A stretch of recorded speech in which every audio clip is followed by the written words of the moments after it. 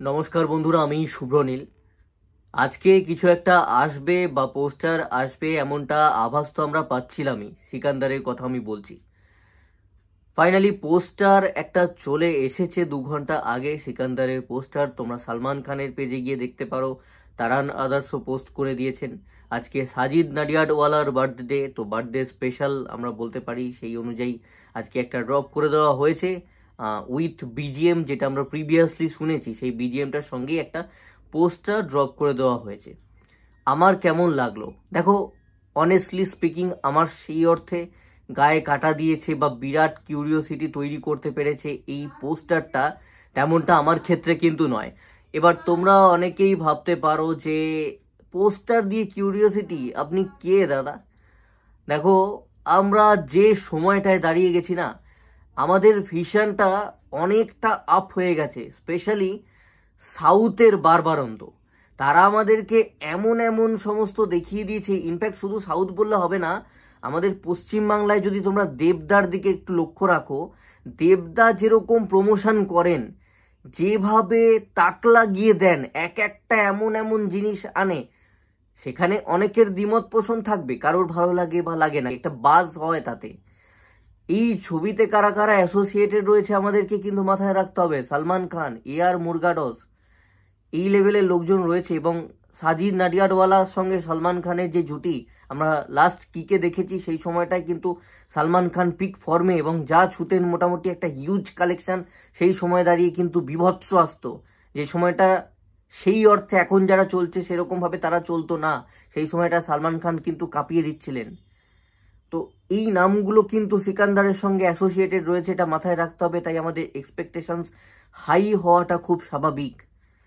এবং সাউথের কথা যদি আজকে বলি, একটা ছবি আসলে, তামিলের কথা, তেলেগুর কথা যদি বলি, তাদের টাইটেল অ্যানাউন্সমেন্ট হচ্ছে, কবে টিজার আসবে সেটা অ্যানাউন্স করছে, সেটা একটা অভিনবত্ব রেখে।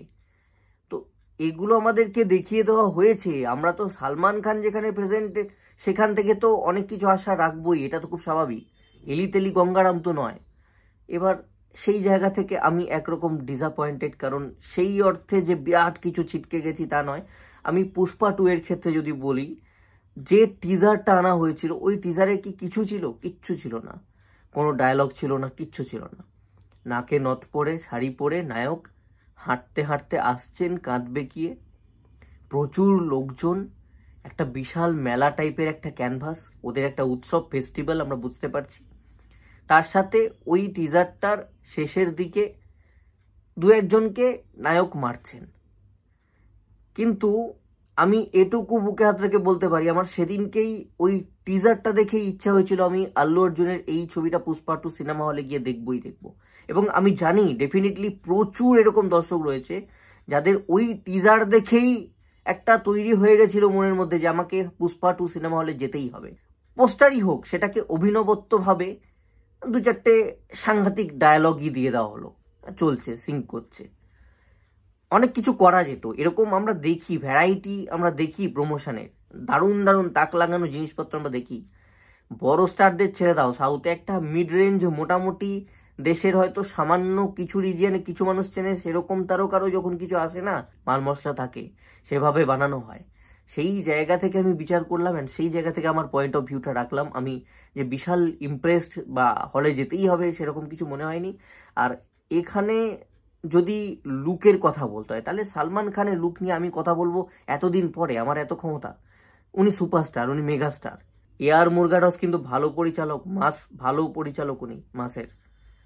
তো সেরকম কিছু নিশ্চয়ই থাকবে। এরপরে 27 তারিখ বোধহয় কিছু একটা আসছে, তার জন্য তো অপেক্ষায় নিশ্চয়ই থাকবো। নিশ্চয়ই বড় কিছু আসবে, আশা করব টিজার বা ট্রেলার হবে। এই পোস্টার আমাকে লুক অনুযায়ী সালমান খানের যেভাবে উনি তাকিয়ে আছেন, আমাকে জয় হোর কথা মনে করিয়ে দেয়। বা যদি কালার গ্রেড নিয়ে যেভাবে ডিজাইন করা সেটার কথা বলি, তাহলে আমাকে অক্ষয় কুমারের লক্ষ্মী বমের কথা বলতে হয়। পুষ্পার টিজারের কথা তো বলতেই হয়, যে কালার প্যালেটটা। এবং সাউথে এখন একাধিক পরিচালক এরকমই ইউজ করছে, এই টোনেই সমস্ত আসছে।